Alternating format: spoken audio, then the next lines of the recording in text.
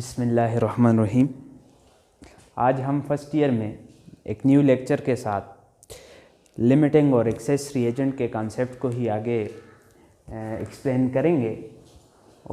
करेंगे कि सिग्निफिकेंस क्या है लिमिटिंग और एक्सेस रिएजेंट का और हम आइडेंटिफिकेशन कैसे कर सकते हैं।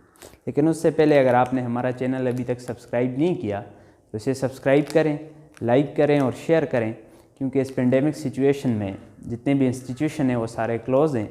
तो ये आपको घर बैठे एक मौका मिल रहा है कि आप अपनी स्टडी को कंटिन्यू कर सकें।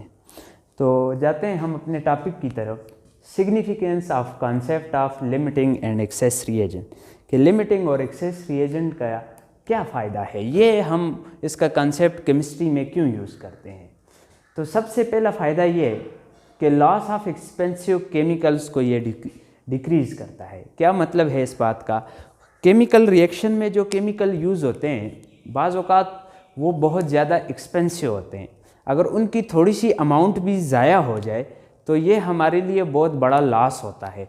इस लॉस को बचाने के लिए, इस लॉस को प्रिवेंट करने के लिए हम स्टाइचोमेट्रिक अमाउंट लेंगे। स्टाइचोमेट्रिक अमाउंट लेंगे तो वो एक्सेस और लिमिटिंग रिएजेंट के कॉन्सेप्ट के ज़ुमरे में आ जाता है। तो पहला जो फ़ायदा इसका ये है कि एक्सपेंसिव केमिकल का लॉस रुक सकता है। दूसरा ये कि हम रिएक्शन को फास्टर से फास्टर, कम से कम टाइम में और जल्दी से जल्दी कंप्लीट करवाना चाहते हो तो तब हम लिमिटिंग और एक्सेस रिएजेंट का कॉन्सेप्ट यूज़ करते हैं।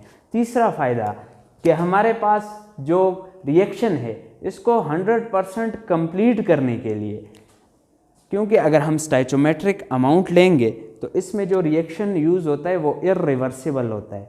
इर्रिवर्सिबल रिएक्शन बार बार मैंने बताया है कि इसमें 100% कंप्लीट होने के चांसेस होते हैं। अगर हम इर्रिवर्सिबल कॉन्सेप्ट पे लिमिटिंग और एक्सेस रिएजेंट का कॉन्सेप्ट लगाएंगे तो हमारा रिएक्शन 100% कंप्लीट होगा।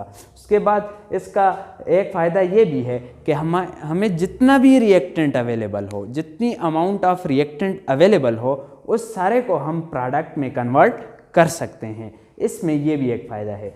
अब इनके बाद सिग्निफिकेंस के बाद हम देखते हैं कि इसकी आइडेंटिफिकेशन कैसे करेंगे। हमें कैसे पता चलेगा कि किसी भी रिएक्शन में लिमिटिंग कौन सा है या एक्सेस कौन सा है। इसके 3 स्टेप्स हैं। नंबर 1, पहला स्टेप ये है कि जितना मेस आपको गिवन हो रिएक्टेंट का उसको मोल में कन्वर्ट कर दो। एक रिएक्टेंट है वो 1 है, एक रिएक्टेंट 2 है, ये मिलके प्रोडक्ट बना रहे हैं। तो आपने इसको भी मोल में ले लेना है, इसको भी मोल में ले लेना है। यानी अगर इसका मेस रिएक्टेंट 1 का भी मेस गिवन हो, रिएक्टेंट 2 का भी मेस गिवन हो, तो आपने उसकी कन्वर्जन कर देनी है मोल का फार्मूला लगा के इनटू मोल।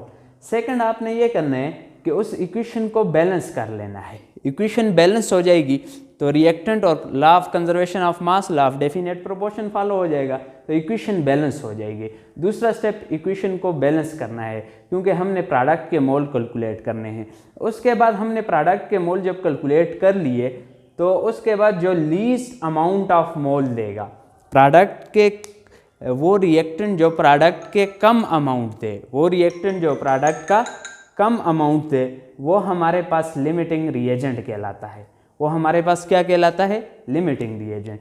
तो इन स्टेप्स को हम फॉलो करके क्या कर सकते हैं कि किसी भी लिमिटिंग या एक्सेस रिएजेंट की मालूम कर सकते हैं किसी भी रिएक्शन में कि लिमिटिंग रिएक्टेंट कौन सा है और एक्सेस ऑफ रिएक्टेंट कौन सा है। इस बात को एक्सप्लेन करने के लिए हम एक एग्जांपल एक्सप्लेन करते हैं जिससे आपको बहुत अच्छी तरीके से समझ आ जाएगी। कहते हैं when steam is pass through a red hot carbon. Red hot carbon से जब आप स्टीम को पास करते हो, a mixture of hydrogen and carbon dioxide gas is form. इसको वाटर गैस कहा जाता है। कहते हैं जब हम वाटर को पास करते हैं रेड हॉट कार्बन से तो हमारे पास वाटर गैस बनती है। Number 1, which will limiting reagent, कौन सा लिमिटिंग रिएजेंट होगा? If 22.4 gram of carbon is mix, इस कार्बन का 24.5 ग्राम अगर मिक्स कर दिया जाए 1.89 मोल्स ऑफ वाटर के साथ, 1.89 मोल्स ऑफ वाटर के साथ, तो कौन सा इसमें लिमिटिंग रिएजेंट होगा?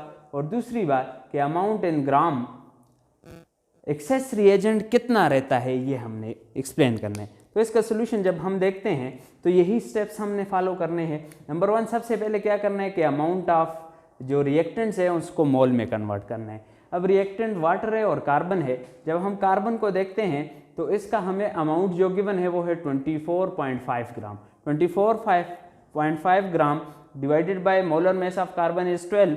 तो जब इससे कैलकुलेट करते हैं तो ये हमारे पास 2.04 मोल आ जाते हैं किसके, कार्बन के। इसी तरीके से दूसरा जो रिएक्टेंट है वो वाटर है। वाटर के मोल ऑलरेडी गिवन है तो हमने कह दिया कि 1.89 मोल। अब दूसरा स्टेप है कि दूसरे स्टेप में कैलकुलेट करने number of moles of product from the number of moles of reactant. Number of moles of product calculate करने, ये हमारा प्रोडक्ट है और इन दो रिएक्टेंट से हमने कैलकुलेट करने। अब क्या करना है कि बैलेंस केमिकल इक्वेशन को जब हम देखते हैं तो हमें पता चलता है कि 1 mole of carbon gives us 1 mole of water gas. अगर 1 मोल ऑफ कार्बन हमें क्या देता है, 1 मोल ऑफ वाटर गैस देता है, तो similarly 2.04 mole of carbon gives us 2.04 mole of water gas. अगर ये हमारे पास 2.04 हो जाए तो ये भी हमारे पास 2.04 मोल देंगे वाटर गैस का। इसी तरीके से 1 मोल ऑफ वाटर, ये भी 1 मोल है तो 1 मोल हमें 1 मोल दे रहा है। अब हमने क्या करना है कि रिएक्टेंट और प्रोडक्ट के जो हमने मोल्स निकाले हैं उसमें से जो least amount of the reactant होगा वही हमें प्रोडक्ट के लीस्ट अमाउंट देगा, तो वही हमारा लिमिटिंग रिएक्टेंट होगा।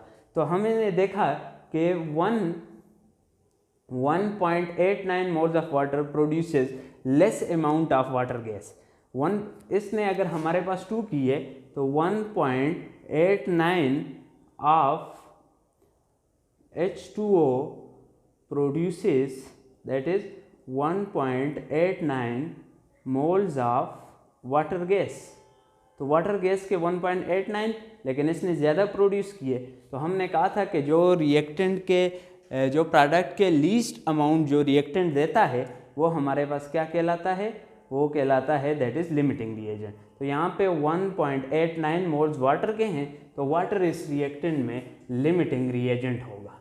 क्या होगा, लिमिटिंग रिएजेंट। तो इसके 22.5 ग्राम गिवन था, इसका 1.8, तो इसमें से ये 24.5 ग्राम ऑफ कार्बन है, ये एक्सेस है यानी ये हम बाद में देखेंगे, लेकिन 1.89 मोल जो हमारे पास वाटर यूज़ हुआ है वो हमारे पास क्या है, लिमिटिंग रिएजेंट है। इसी तरीके से बी पार्ट हमने कहा था कि amount in grams access reagent जो अनरिएक्टेड बढ़ जाती है। तो 1 मोल ऑफ वाटर हमें 1 मोल ऑफ कार्बन के साथ कंबाइन होते हुए देखा गया। तो 1.89 moles of water 1.89 moles of carbon के साथ कंबाइन होगा। तो number of moles of carbon reacted, जो रिएक्टेंट इसके 1.8 अगर वाटर के कंबाइन होते हैं 1.89 के साथ, तो हमारे पास कार्बन के साथ इतने रिएक्ट करके लेकिन अवेलेबल 2.04 मोल्स हैं। अब इसमें से इसको अगर हम माइनस कर दें तो जो अमाउंट बच जाएगी वो अनरिएक्टेड अमाउंट होगी। तो number of moles of carbon unreacted 2.04 से माइनस 1.89 को माइनस कर दें तो 0.15 मोल्स जो हैं ये हमारे पास अनरिएक्टेड बच जाते हैं। किसके, रिएक्टेड बच जाते हैं कार्बन के। तो हमने कहा था कि अगर वो रिएक्टेंट जो हमारे पास जितनी अमाउंट उसकी रिएक्शन में चाहिए होती है उससे ज़्यादा हो और वो बच जाए at the end of reaction, वही हमारे पास एक्सेस ऑफ रिएजेंट होता है। तो यही हमारे पास एक्सेस ऑफ रिएजेंट है, यानी कार्बन हमारे पास एक्सेस ऑफ रिएजेंट हो गया और वाटर हमारे पास लिमिटिंग रिएक्टेंट हो गया। ये आपने याद रखना है, ठीक है। यही आपके जो एक्सरसाइज है उसका यही न्यूमेरिकल है, इसी को मैंने एक्सप्लेन किया है और पेपर में भी ये आपसे पूछा जा सकते हैं और काफ़ी एमसीक्यूज़ में इसमें से बनते हैं। वो हम एमसीक्यूज़ सीरीज़ जब स्टार्ट करेंगे तो एमसीक्यूज़ इसमें से कैसे बनते हैं वो हम डिस्कस करेंगे। वीडियो आपको अच्छी लगी हो तो लाइक करें और शेयर करें, और इसी के साथ अगर इस टॉपिक के बारे में कोई क्वेश्चन हो तो कमेंट सेक्शन में आप उसे पूछ भी सकते हैं। Thank you.